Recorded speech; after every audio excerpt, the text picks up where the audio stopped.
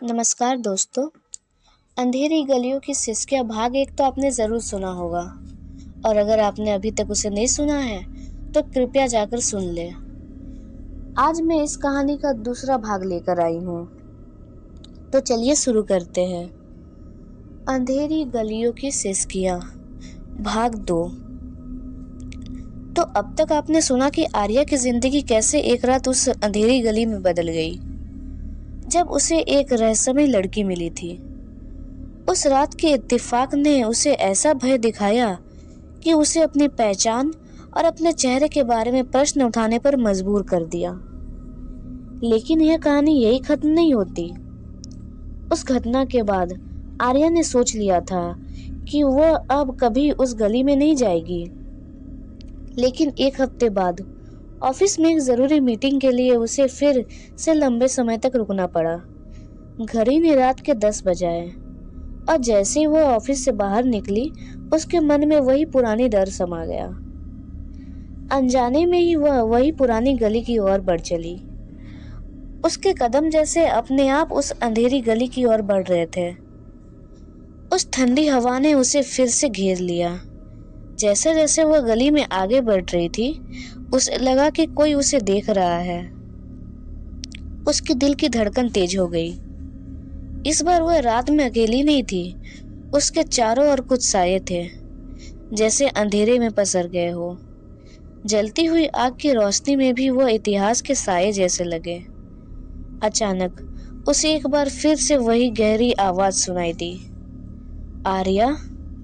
तभी वो लड़की फिर से उसके सामने थी, उसी लाल साड़ी में, वही बेतरतीब बाल, पर इस बार वह उससे दूर खड़ी थी और उसकी आंखों में पहले से ज्यादा खौफनाक गहराई थी।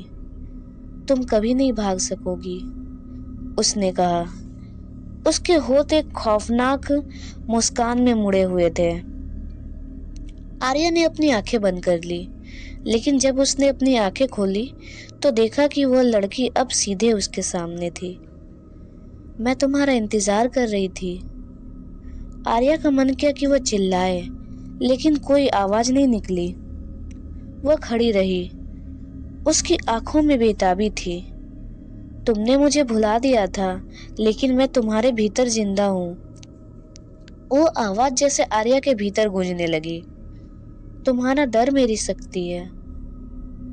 तभी वहां से उसके बगल से एक और लड़का गुजरा और आर्या ने देखा कि वह लड़की उसके पीछे लिपटी हुई थी। वह भयभीत होकर चिल्लाई, रुको, वो तुम्हें। लेकिन वह आवाज बेमतलब थी। उस लड़के की आंखें भय से खुल गई, लेकिन वो पलटने से पहले ही अपनी जान गंवा बैठा। आर्या का दिल गहराई में धड़कने लगा। उसे पता था कि अब उसे भागना होगा।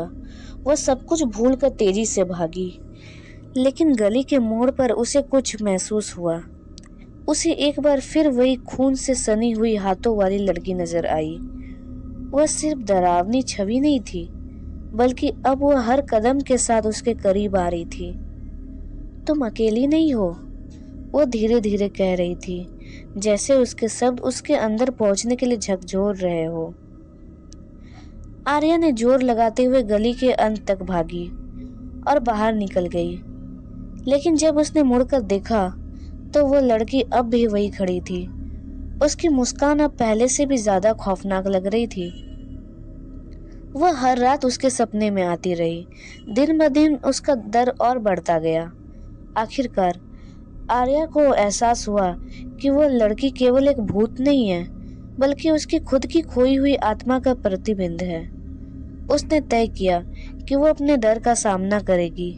अगले कदम पर गली में वापस लौटने की हिम्मत जुटाते हुए उसने सोचा, अब मैं तुझे पहचानना चाहती हूँ। क्या वह सच में डर से जीत पाएगी, या वह लड़की उसके पीछे हमेशा के लिए छाया बनकर रह जाएगी?